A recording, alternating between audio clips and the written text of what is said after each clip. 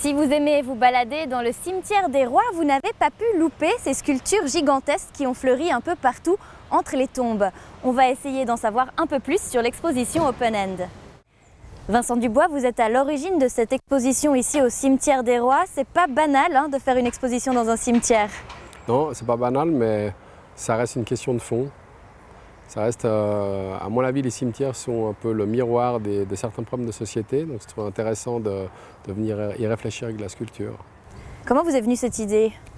Le hasard fait que je viens j'avais un arrière-grand-père italien qui était sculpteur sur pierre, qui s'était installé vers le cimetière Saint-Georges pour faire de la sculpture, à l'époque où l'art funéraire pouvait dignement porter le nom de art. Et lui, il a participé à la vague d'Italiens qui ont amené de l'image dans les cimetières protestants, qui étaient donc très sobres. Et moi, en ayant grandi là, aux abords du cimetière Saint-Georges, j'ai vu aussi l'évolution des cimetières et j'ai vu les cimetières se vider d'art.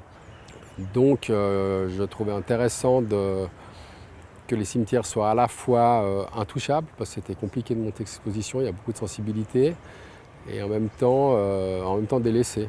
Donc c'est ce paradoxe entre délaissé et intouchable où je trouvais qu'il y avait besoin de réfléchir plus à fond sur toutes ces questions de société.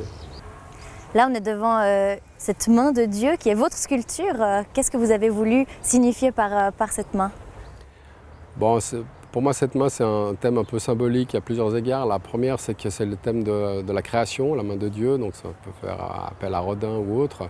Ce qui m'intéressait, c'est de soumettre un thème classique à la tempête numérique qu'on traverse. Et donc, j'ai simplement modelé une main à l'ancienne, de façon classique.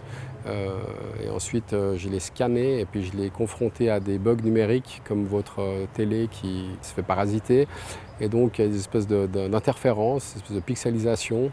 Et donc, c'est un rapport simplement entre la matière et l'image, quoi. Donc, entre la main aussi, le lien à la fabrication. Et en même temps, comme on est dans une société qui prône le virtuel et on vit à travers des écrans, c'est un peu la suprématie de l'image. Ça me trouvait assez marrant de créer un paradoxe d'une image virtuelle mais taillée dans la matière.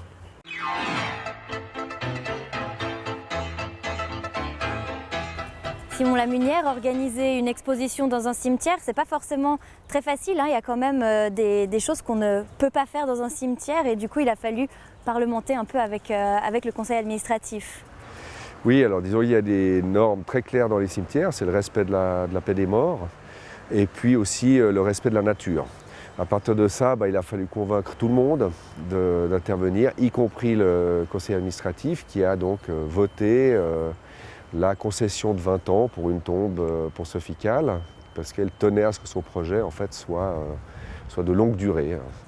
Justement, on est devant cette tombe. Donc là, l'idée en fait, c'est que cette pierre tombale va rester ici pendant 20 ans et les gens vont pouvoir glisser leurs secrets dans cette tombe.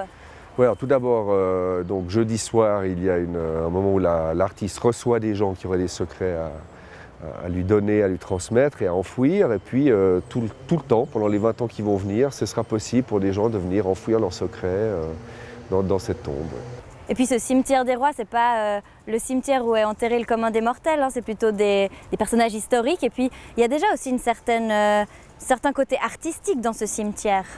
Oui, c'est que justement, comme il y a cet aspect de parc, de monuments funéraires, de personnalités qui ont marqué, il y a aussi des objets funéraires qui sont différents, des arbres de grande qualité. On est en plein cœur de Genève. Donc c'est très intéressant de confronter le rapport sculptural ou l'objet, disons, de mémoire ou l'objet qui a une relation à la mort d'une autre façon. Merci beaucoup Simon Lamunière.